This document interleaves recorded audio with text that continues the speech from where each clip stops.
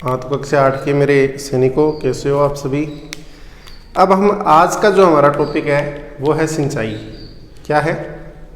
सिंचाई। सिंचाई का मतलब क्या होता है? देखो इधर, आपके घर में ये बेबी था, ये रहा वो बेबी जिसको हमने पहले दिन पकड़ा था ना।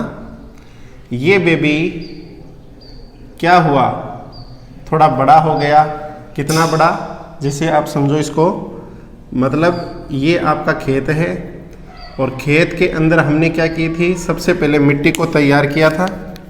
ये हमने मिट्टी को तैयार किया था और मिट्टी को तैयार करने के बाद में इसके अंदर हमने बीज लगाए थे।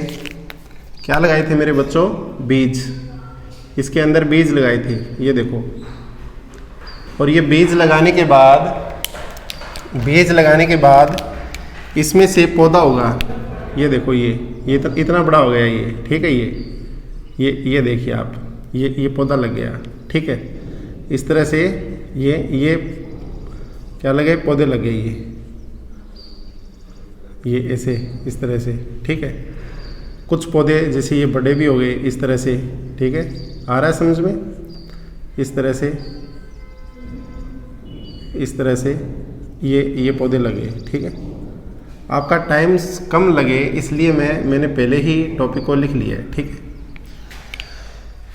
अब ये बेबी इतना बड़ा हो गया, ठीक है। अब इसको क्या ज़रूरत पड़ी? इसको पानी की ज़रूरत पड़ी है, इसको प्यास लग गई है, ठीक है। यदि खेत की मिट्टी सूखी हो जाएगी तो बीज का अंकुरण नहीं हो पाएगा। बीज का अंकुरण नहीं हो पाएगा। तो भूमि को शुष्क होने से बचाने के लिए हम क्या करेंगे, उसमें पानी डालेंगे। उसको सिंचाई बोलते हैं। फसल के पौधों में पानी देना, फसल के पौधों में पानी देना या एक निश्चित अंतराल पर खेत में पानी लगाना या देना सिंचाई कहलाता है।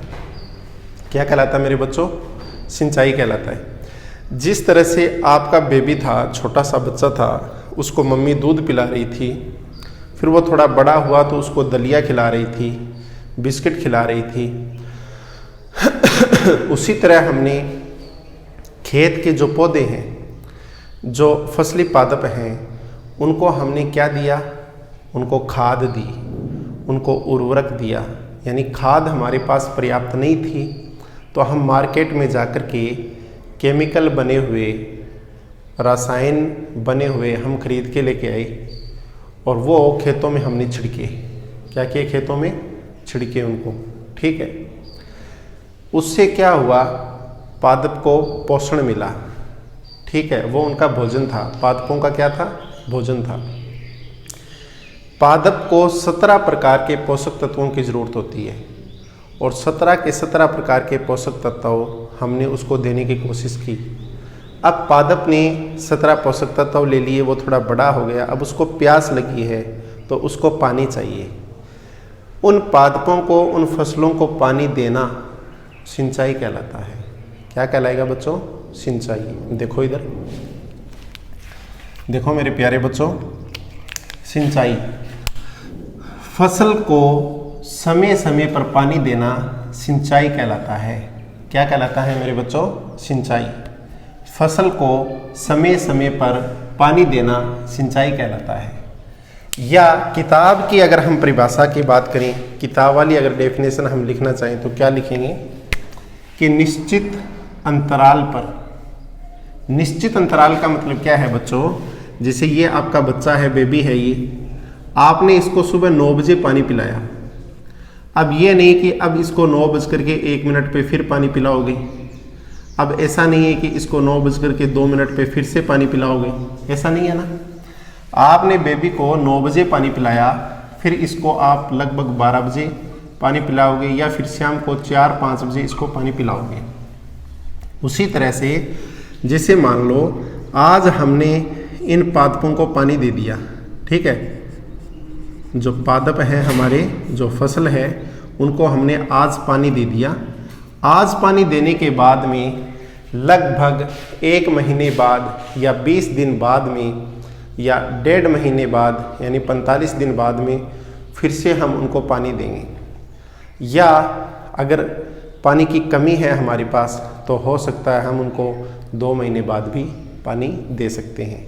तो इसको क्या बोलते हैं? सिंचाई बोलते हैं। तो देखो बच्चों, इसको इस तरह से अंतराल के अकॉर्डिंग पानी देना निश्चित अंतराल कहलाता है। निश्चित अंतराल पर खेत में जल देना सिंचाई कहलाता है। क्या कहलाता है मेरे बच्चों? खेत में जल देना सिंचाई कहलाता है। क्या कहलाएगा? सिंचाई। अब बच्चों इंपॉर्टेंट बात देखो, गर्मी में पानी देने की आवश्यकता अधिक होती है। गर्मी में पानी देने की आवश्यकता अधिक क्यों होती है मेरे प्यारे बच्चों? इस बात को भी आप समझो कि गर्मी के अंदर सूर्य का प्रकाश बहुत ज़्यादा होता है ना। हमें गर्मी लगती है, हम घर में कूलर चला करके सोते हैं, घर में एसी चला करके सोते हैं, क्योंकि हमें गर्मी बहुत ज़्यादा लगती है। और क्या हम रज़ाई ओढ़ते हैं? नहीं ओढ़ते ना। हम कोट भी नहीं पहनते ना। गर्म पानी से भी नहीं नहाते। ये सारा काम हम सर्दी के दिनों में करते हैं। क्यों? क्योंकि उस टाइम सर्दी यानी ठंड जो है, शीत दिन होते हैं वो, उनमें हमें ठंड ज़्यादा लगती है। तो उस टेम्परेचर को सहन करने की शक्ति, पावर हमारे अंदर नहीं होती, इसलिए हम कोट पहन लेते हैं, गर्म पानी से नहाते हैं, कूलर एसी को नहीं चलाते हैं। उसी तरह से गर्मी के दिनों में सूर्य का टेम्परेचर बहुत ज़्यादा होता है। सूर्य का यानी जो आसमान में जो सूरज चमक रहा है उसका तापमान, उसकी गर्मी बहुत ज़्यादा होती है, बहुत पसीना हमें आता है।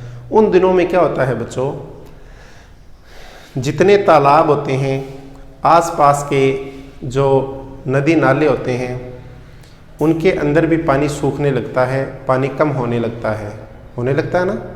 उसी तरह से देखो बच्चों, ये जो हमारे खेत है ना, ये खेत है, इसकी जो मिट्टी है वो सूखी हो जाती है। खेत की मिट्टी क्या हो जाती है मेरे प्यारे बच्चों?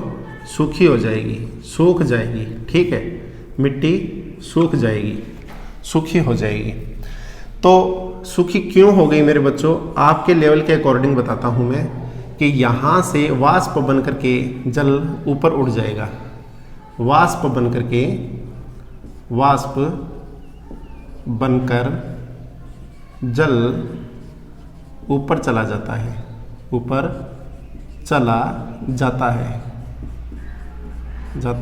है, जिससे क्या होगा बच्चों, इन पौधों के अंदर पानी की कमी हो जाती है।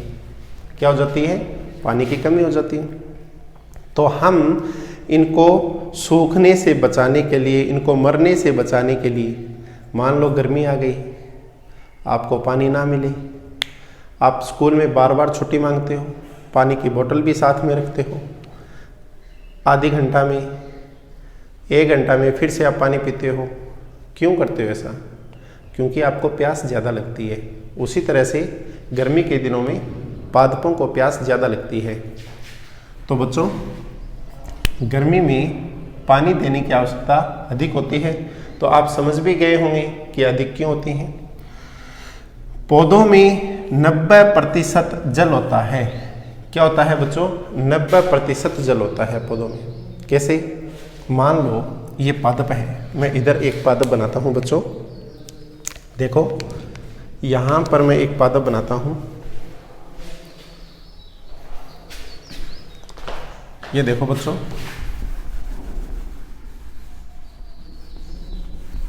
यहाँ पर एक पादप बनाता हूँ मैं।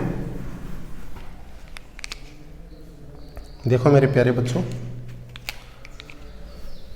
ये कोई पादप है, ये कोई पादप है, ठीक है, बड़ा सारा पादप है ये देखो, ये पादप है, इसकी जड़ें हैं और ये इसकी टहनियाँ हैं। सिंपल सा डायग्राम बनाएंगे, ऐसा नहीं कि मैं आपको 12वीं कक्षा का या बड़ी कक्षाओं का डायग्राम बना दूँ, नहीं, आपके लेवल के अकॉर्डिंग मैं आपको स्टडी कराऊंगा, ठीक है ना। अब ये देखो, ये इसकी क्या है? पत्तियां हैं, ये देखो, ये पत्तियां हैं, ये क्या है? इसकी पत्तियां हैं, ये देखो, ये इसकी पत्तियां हैं, ठीक है ना। ये देखो ये पत्तियां हैं। अब इन पत्तियों में पानी है, इस तने में पानी है, तना है ये, है ना, तना है, इसमें पानी है, जड़ में पानी है। आप इनको फाड़ के देखो, ये जो ज़मीन है नीचे भूमि जो है इसमें भी नमी मिलेगी आपको। तो पादप के सभी भागों में पानी बहुत ज़्यादा होता है, कहने का मतलब 90% पानी पाया जाता है। तो बच्चों आगे देखो, अगला प्रश्न जो आपके बोर्ड एग्जाम में आने वाला है क्या है मेरे प्यारे बच्चों। पहला प्रश्न क्या है, सिंचाई की आवश्यकता क्यों होती है। क्यों होती है बच्चों, मैंने अभी बताया ना थोड़ी देर पहले कि पादप क्या हो जाते हैं, सूख जाते हैं।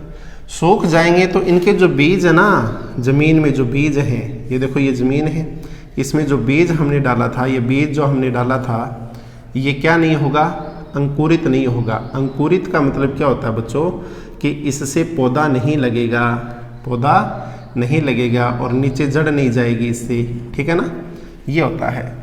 तो सिंचाई की आवश्यकता क्यों होती है, तो आप लिखो बीजों का अंकुरण शुष्क स्थिति में नहीं होता है। बीजों का अंकुरण शुष्क स्थिति में नहीं होता है। शुष्क स्थिति में बीजों का अंकुरण नहीं होता।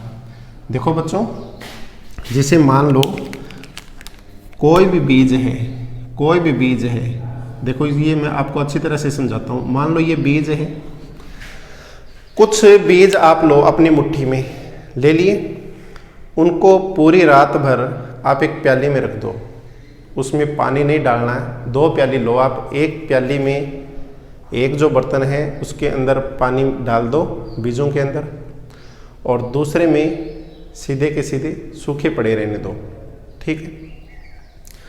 अब अगले दिन आप क्या देखोगे कि बीज फूल चुके हैं, पानी के अंदर जो बीज डाले हुए थे वो फूल चुके हैं, और सीधे जो बीज आपने डाले थे वो उनका कुछ नहीं हुआ, जैसे आपने रखे थे वैसे के वैसे वो पड़े हैं।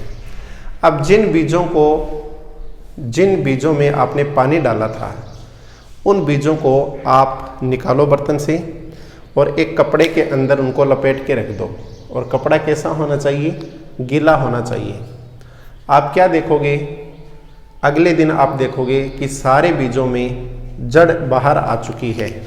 इस तरह से ये बीज आपने रखे थे वो इस तरह से हो गए हैं, जो बीज आपने रखे, ये बीज आपने रखे हैं ये इस तरह से हो गए हैं, ठीक है। ये क्या हो गए बच्चों, अंकुरित हो गए। क्या हो गए, अंकुरित। बीज से जड़ निकलना और परोह यानी तने का कुछ भाग निकलना, उसको अंकुरण बोलते हैं। तो देखो बीजों का अंकुरण शुष्क यानी सूखी स्थिति में नहीं होता, तो इसलिए सिंचाई की आवश्यकता होती है। अब बच्चों सिंचाई के स्रोत क्या क्या हैं। सिंचाई का मतलब पानी देने वाली ऐसी कौन कौन सी जगह है जहाँ पर पानी बहुत अधिक मात्रा में है, जहाँ से हम पानी प्राप्त कर सकते हैं। तो देखो बच्चों ये भी बिल्कुल सिंपल है, कुएं से हम पानी प्राप्त करते हैं। नलका जो होता है हमारे गाँव में घरों में नलकूप उसको बोलते हैं, उससे भी हम पानी प्राप्त करते हैं। नदियों से पानी आता है, बांध है, नहर है, तालाब है, झील है, ये सब क्या हैं, पानी के स्रोत हैं। तो एग्जाम में बिल्कुल सीधा प्रश्न आएगा इस तरह से, सिंचाई के स्रोतों के नाम बताइए। सिंचाई के स्रोत कौन कौन से हैं, तो आप ये नाम लिख दो, ठीक है बच्चों।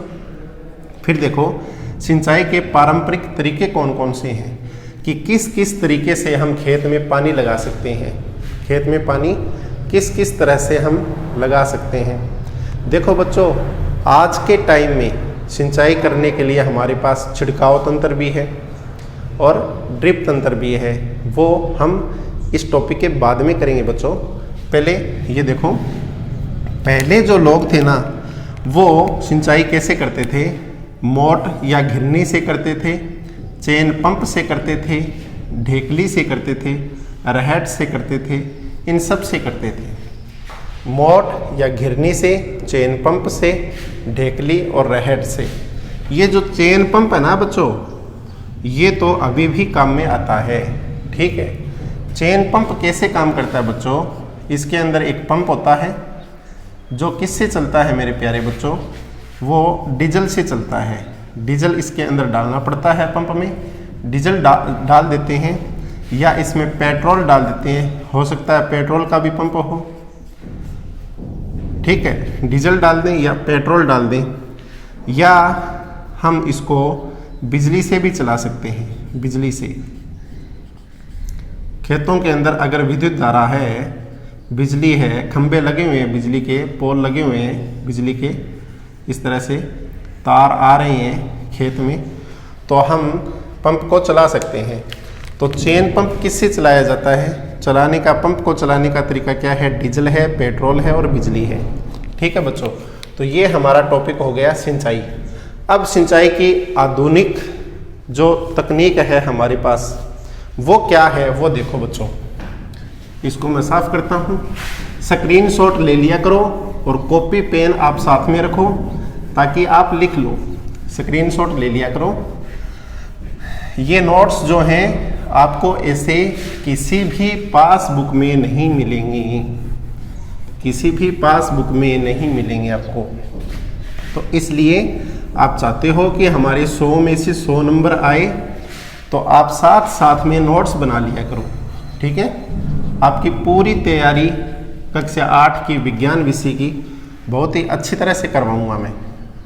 ये पाठ जैसे ही पूरा होगा, इसके प्रश्न उत्तर भी हम करेंगे, वस्तुनिष्ठ प्रश्न करेंगे, अति लघुतरात्मक प्रश्न करेंगे, लघुतरात्मक प्रश्न और बड़े प्रश्न जिसको निबंधात्मक प्रश्न बोलते हैं, ये भी हम करेंगे।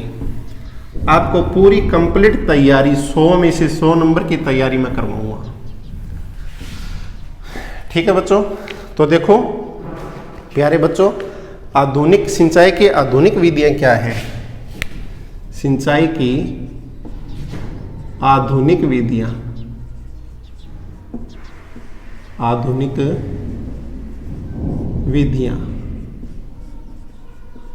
आधुनिक विधियां क्या है मेरे बच्चों, वो देखो।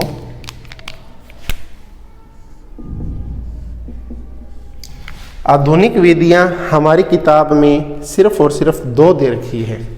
एक छिड़काव तंत्र है और एक ड्रिप तंत्र है। छिड़काव तंत्र मैं लिख देता हूं नाम। नंबर 1 क्या है बच्चों? छिड़काव तंत्र है, और एक दूसरा क्या है बच्चों? ड्रिप तंत्र। ड्रिप तंत्र, दोनों को समझो, बिल्कुल आसान है, बिल्कुल सिंपल है। छिड़काव तंत्र क्या होता है बच्चों? पहले तो आप उसका डायग्राम देखो। ये छिड़काव तंत्र है। देखो बच्चों, ये मेरा खेत है और मेरे खेत में इस तरह की ज़मीन है, ये ऐसी, ठीक है, आपको दिख रही है ये ज़मीन। और फिर मेरे खेत में ये समतल ज़मीन है, ठीक है, ये इस तरह से ज़मीन है। तो बच्चों मान लो यहाँ पर मेरे खेत में कुआं है, यहाँ पर मेरे खेत में मैंने कुआं बनवाया। ये देखो, ये कुआं है जिसमें पानी उपलब्ध है, पानी है इसके अंदर। अब यहाँ से मैं क्या करूँगा मेरे बच्चों? एक पंप लगाऊंगा, जो अभी हमने पढ़ा है, पंप लगाऊंगा, और उस पंप से इस बड़े पाइप को जोड़ूंगा मैं, इस पाइप को। देखो ये पाइप यहाँ से ऐसे, और ये कैसे है? इस तरह से। देखो ये पाइप मैंने बिछा दिया इसके ऊपर, इस तरह से, इस तरह से इस ज़मीन पे ये पाइप मैंने बिछा दिया, और इसी तरह से ये पाइप मैंने इधर भी बिछा दिया। ये देखो, ये देखो, ये पाइप मैंने इधर भी बिछा दिया, ठीक है। ये पाइप मैंने बिछा दिया और इसके ऊपर सब पर, इन सब पर मैंने नोजल लगा दी। ये देखो नोजल, ठीक है, ये नोजल लगा दी मैंने। ये सारी की सारी नोजलें हैं, ये सब की सब नोजल हैं। अब क्या होगा बच्चों? जैसे ही यहाँ से पानी आएगा, बड़ा पाइप है, मोटा पाइप है, इसमें जब पानी चलेगा तो पंप की सहायता से ये पानी प्रेशर से यहाँ पर पहुँच जाएगा, ये जो रेत का टिल्ला है, जिसको आम भाषा में टिब्बा बोल देते हैं रेत का, इसके ऊपर भी ये पहुंच जाएगा। और इस पाइप में क्या लगी हुई है? नोजलें लगी हुई है। नोजल क्या होती है? एक फुहारा होता है, ठीक है। यहाँ से पानी इसके अंदर प्रवेश करेगा और ऊपर से छिड़का जा सकता है। तो यहाँ छिड़काव तंत्र क्या हुआ? ये असमतल भूमि है, आप देख पा रहे हैं। ये क्या है बच्चों? असमतल भूमि, असमतल भूमि है ये, ठीक है, असमतल भूमि है। असमतल भूमि पर सिंचाई करने के लिए छिड़काव तंत्र विधि हमारी काम में आती है। तो आप इसमें क्या लिखेंगे वो देखो, ये आपके समझ में आ गया होगा, ये आपके समझ में आ गया होगा। अब इसको लिखते हैं। इधर आ रहा तू,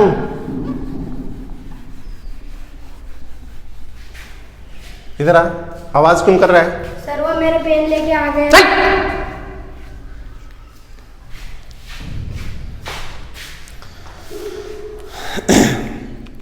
छिड़काव तंत्र देखो बच्चों, इस विधि का उपयोग हम ऐसे लिखेंगे, इस विधि का उपयोग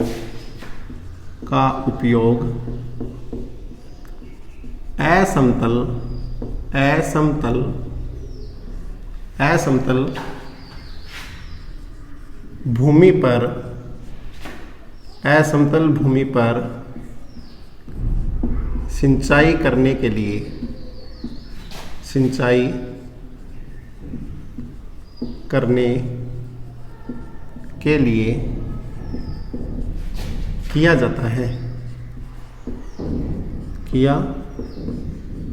जाता है, है समझो। इस विधि का उपयोग असमतल भूमि पर सिंचाई करने के लिए किया जाता है। इसमें क्या होता है? देखो, इसमें एक मुख्य पाइप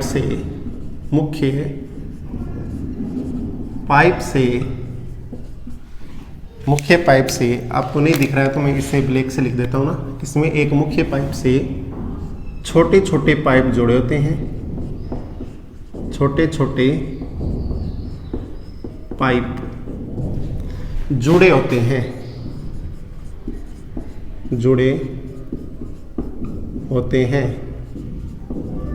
आई बेटा, बात समझ में आई कि इस विधि का उपयोग असमतल भूमि पर सिंचाई करने के लिए किया जाता है।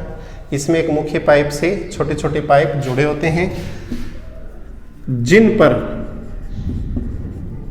पर नोजल लगी होती है, नोजलें, इसे लिखो, नोजलें लगी होती है।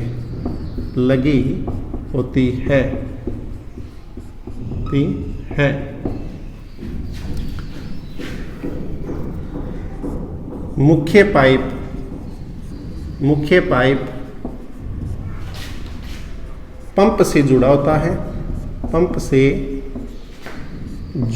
है, देखो मैं लिख रहा हूं तो टाइम लग रहा है ना, इसलिए मैं पहले लिख के रखता हूं। मुख्य पाइप पंप से जुड़ा होता है, जिसमें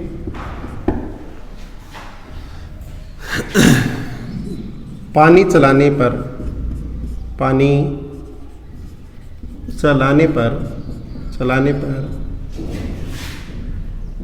देखो नोजलें लगी होती हैं।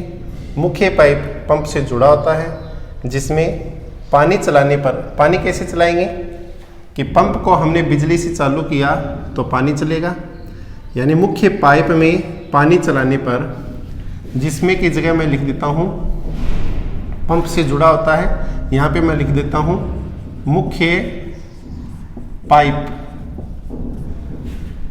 में पानी चलाने पर नोजलों में पानी जाता है,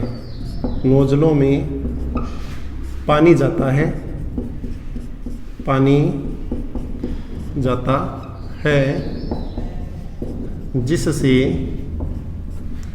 वर्षा की तरह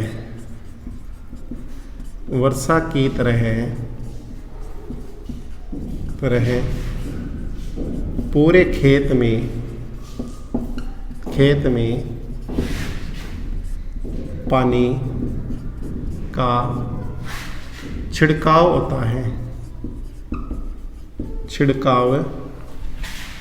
होता है, होता है अर्थात असमतल भूमि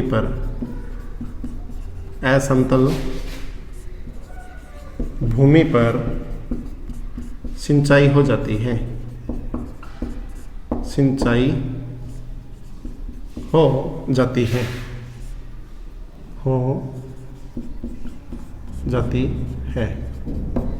ये बच्चों आपको लिखना है। इसका आप स्क्रीनशॉट ले लीजिए, इसका स्क्रीनशॉट ले लो।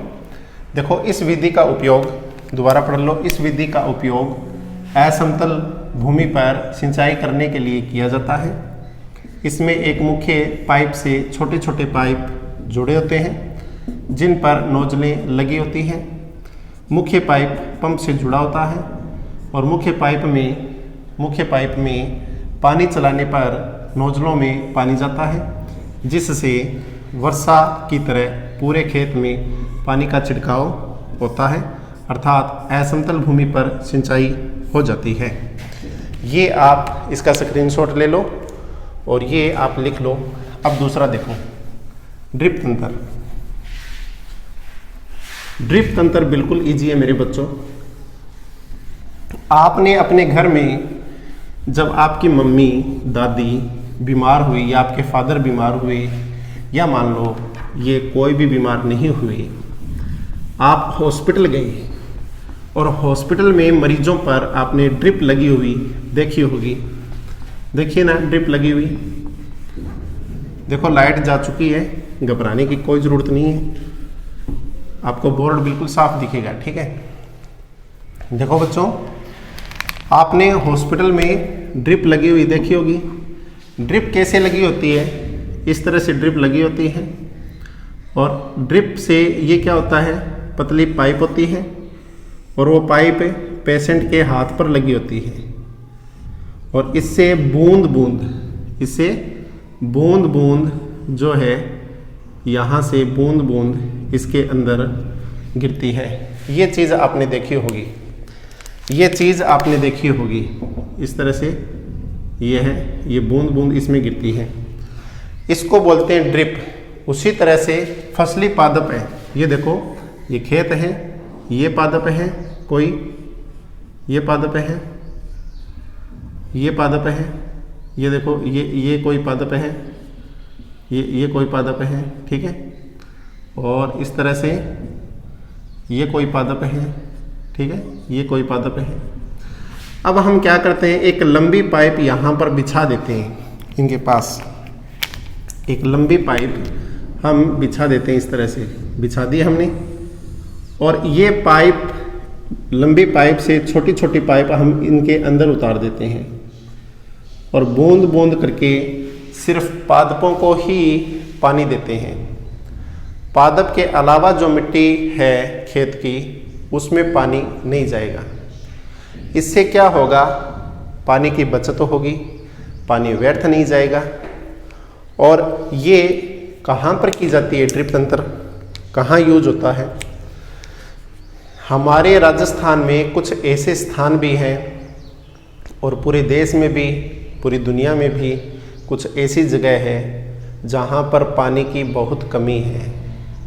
वो लोग पीने का पानी भी उनके लिए पर्याप्त नहीं होता, तो वो क्या करते हैं, उनके घर के बाहर बहुत बड़ी केस पोल होती है, यानी पानी का टैंक होता है, जिसको आम भाषा में हम होदी बोल देते हैं, होद बोल देते हैं। उसके अंदर उसके अंदर जो छत होती है ना हमारे मकान की,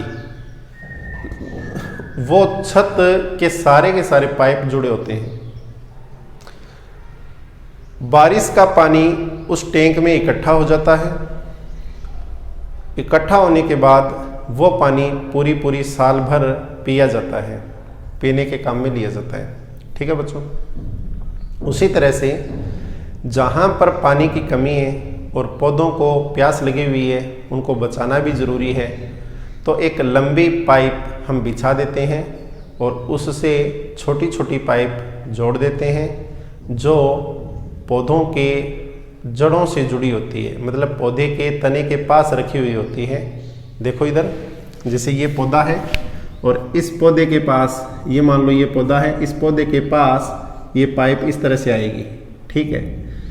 ये पाइप इस तरह से आएगी। मान लो ये पाइप जो मैंने बिछाई है, ये मैं इधर बिछाता हूँ, यहाँ बिछाता हूँ, ये पाइप बिछा दी मैंने।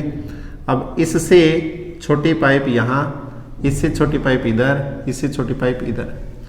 तो इसमें जब पानी आएगा तो यहाँ पर बूंद बूंद पानी गिरेगा। यहाँ इस भाग पर तो पानी नहीं गिरेगा, ना इस भाग पर पानी गिरेगा, सिर्फ और सिर्फ पादप को मिल रहा है, फसल को पानी मिल रहा है। इस विधि को हम क्या बोलते हैं? ड्रिप तंत्र। क्या बोलते हैं? ड्रिप तंत्र। ड्रिप तंत्र देखो बच्चों, ड्रिप तंत्र। इस विधि में, इस विधि में पानी बूंद बूंद करके, बूंद बूंद करके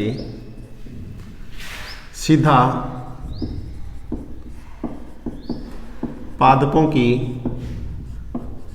की जड़ों में गिरता है, जड़ों में गिरता है। बताओ, सिंपल है। बूंद बूंद जो नाम लिखा है मैंने, उसमें ऊ की मात्रा बड़ी आएगी, बूंद बूंद, ठीक है बच्चों। बूंद बूंद करके सीधा पादपों की जड़ों में गिरता है। और क्या होता है? इसलिए इसको क्या कहते हैं? ड्रिप तंत्र। इसलिए इसे ड्रिप तंत्र कहते हैं, ड्रिप तंत्र कहते हैं, ठीक है बच्चों। आया समझ में? इसलिए इसको क्या कहते हैं बच्चों? तू खड़ा हो रहा है, तू बता कहाँ से आता है तू, कौन सी जगह से? बता, ड्रिप तंत्र आया तेरे समझ में? हाँ बेटा बता, क्या है? इस विधि में पानी बूंद बूंद करके सीधा पादपों की जड़ों में गिरता है, इसलिए इसको क्या कहते हैं? ड्रिप तंत्र कहते हैं। इसलिए इसमें क्या होगा? पानी व्यर्थ नहीं जाता। इस विधि में पानी की बचत होती है, पानी की बचत होती है, बचत होती है। यह उन स्थानों पर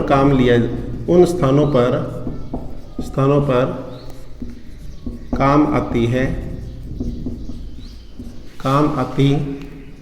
है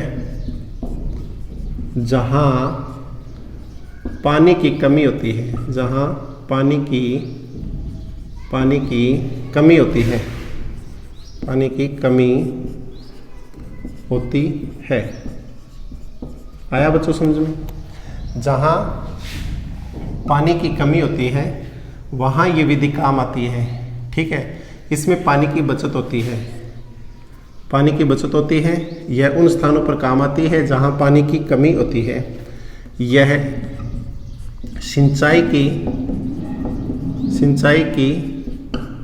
उत्तम विधि है, उत्तम विधि है। क्या है बच्चों? ये सिंचाई की उत्तम विधि है।